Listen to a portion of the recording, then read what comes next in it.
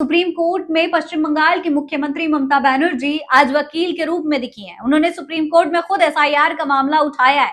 दोस्तों, आजादी के बाद ये पहली बार है कि कोई सिटिंग चीफ मिनिस्टर इस तरीके से सुप्रीम कोर्ट में वकील के रूप में नजर आया हो। सलाम नमस्ते, मेरा नाम फरीन अंसारी है और ये खबर आप मेरे official channel Fareen Ansari official पर देख रहे हैं। दोस्तों, पश्चिम बंगाल की राजनीति जो है अब सुप्रीम कोर्ट के अंदर संवैधानिक बहस में तब्दील हो चुकी है। एसआईआर को लेकर सुनवाई के दौरान ममता बनर्जी जो थी वो खुद सुप्रीम कोर्ट में मौजूद रही और उन्होंने न्याय प्रक्रिया पर चिंता भी जाहिर की। ममता बनर्जी ने कहा कि उन्होंने कई बार चुनाव आयोग को लेटर लिखा है अपनी आपत्ति जाहिर करने के लिए, लेकिन कोई समाधान नहीं हुआ है।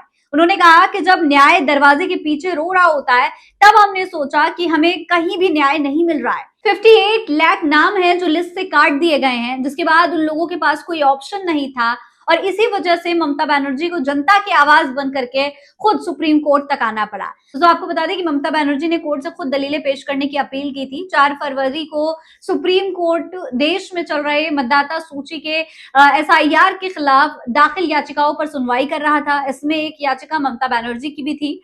उन्होंने एक दिन पहले ही अंतिम आवेदन दाखिल करके कोर्ट में एसआईआर से वोटर्स को हटाने से रोकने के लिए तत्काल निर्देश जारी करने की मांग भी की थी। लाइव लॉ की रिपोर्ट के मुताबिक सीजेआई सूर्यकांत, जस्टिस जयमाल्या बागची और जस्टिस विपुल एम पंचौली की बेंच मामले पर सुनवाई कर रही थी। मुख्य न्यायाधीश सूर्यकांत ने सीनियर एडवोकेट कपिल सिब्बल का नाम लेते हुए उस दौरान ममता बनर्जी से ये कहा कि कोर्ट में कई काबिल वकील मौजूद हैं, वो दलीलें रख सकते हैं। लेकिन ममता बनर्जी ने सुप्रीम कोर्ट से आग्रह किया था कि उन्हें दलील पेश करने की इजाजत दी जाए। इस पर सीजेआई सूर्यकांत ने उनसे कहा कि कोर्ट में कई काबिल वकील हैं, मिस्टर कपिल सिब्बल भी हैं, आप उन्हें पक्ष रखने दीजिए। आपको बता दें कि 19 जनवरी को कपिल सिब्बल ने विस्तार से बताया था कि बंगाल में एसआईआर की प्रक्रिया को लेकर क्या दिक्कतें सामने आ रही हैं। ये भी बताया था कि बंगाल सरकार को ये शक है कि राज्य के जो वास्तविक निवासी हैं उनको लिस्ट से बाहर किया जा रहा है। हालांकि ममता बनर्जी ने खुद ही दलीलें पेश की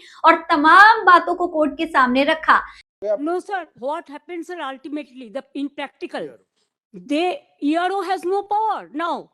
They have superseded all the power from DO, ERO, BLRO. Only they have appointed 8,300 micro observer and the role observer from the BJP ruled state, so that DO cannot clear the name. It is all micro observer can delete all the names sitting inside the election commission office through AI. Sir, earlier 58 lakhs are being deleted. Even they were not allowed to file Form 6.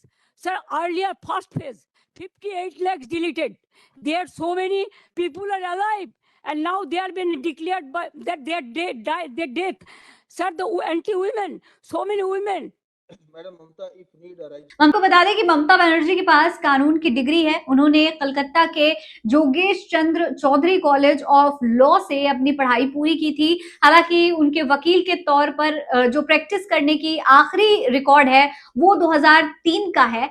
इसके बाद उन्होंने court में कोई इस तरीके से officially practice नहीं की है। इस बार भी कोर्ट में दोनों तरफ से तमाम दलीलें दी गई, लेकिन सबसे बड़ी बात यह थी कि ममता बनर्जी के जज्बे की काफी तारीफ हो रही है, क्योंकि जाहिर है कि एक मुख्यमंत्री का किसी मुद्दे पर इस तरीके से सुप्रीम कोर्ट में वकील की तरह खड़े होना कोई मामूली बात नहीं है।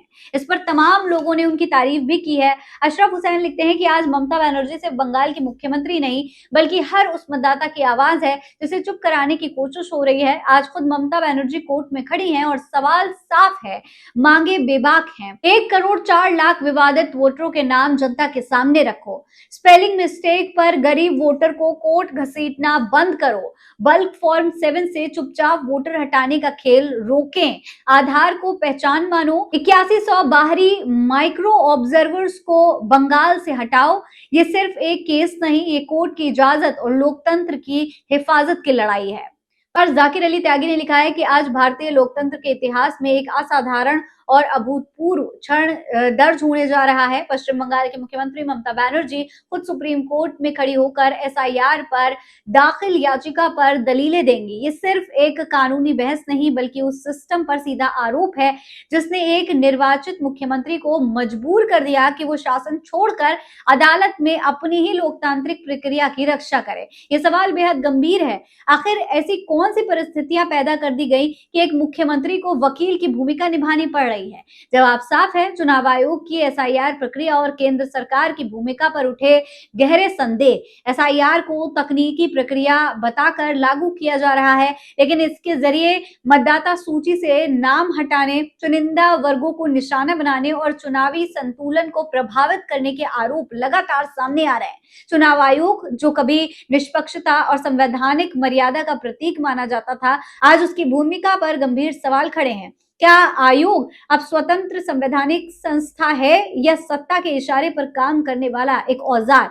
विपक्षी राज्य में सक्रियता, लेकिन केंद्र शासित या भाजपा शासित राज्यों में चुप्पी, ये दोहरा रवैया लोकतंत्र के लिए खतरनाक संदेह है। वहीं शाहीन लिखती है, not just a chief minister और lawyer, a fighter, a defender of democracy. आज ममता बनर्जी खुद बंगाल के मतदाताओं के लिए सुप्रीम कोर्ट में लड़ाई लड़ने जा रही हैं। बंगाल की शेरनी ममता बनर्जी वो करने जा रही हैं जो आज से पहले किसी ने नहीं किया। आज एक मुख्यमंत्री सुप्रीम कोर्ट में पद के लिए नहीं बल्कि जनता के लिए लड़ेंगी। ममता बनर्जी की सुप्रीम कोर्ट में एसआईआर मुद्दे पर पेशी एक ऐतिहासिक पल होगा। एक मुख्यमंत्री भी एक याचिकाकर्ता की भूमिका में आकर नागरिकों की आवाज को उच्चतम न्यायिक मंच पर उठा सकता है। देश का इतिहास याद रखेगा, एक मुख्यमंत्री में इतना जिगर था कि आम लोगों के लिए खुद सुप्रीम कोर्ट पहुंच गई। जीत जनता की ही होगी। इस तरीके से तमाम लोग ममता बनर्जी की तारीफ कर रहे हैं, उनके जज्बे की तारीफ कर रहे हैं। इसके बारे में आप क्या कहेंगे? कमेंट बॉक्स में लिखकर हमें जरूर बताइएगा। फिलहाल इस खबर में इतना ही। जय हिंद, जय भारत।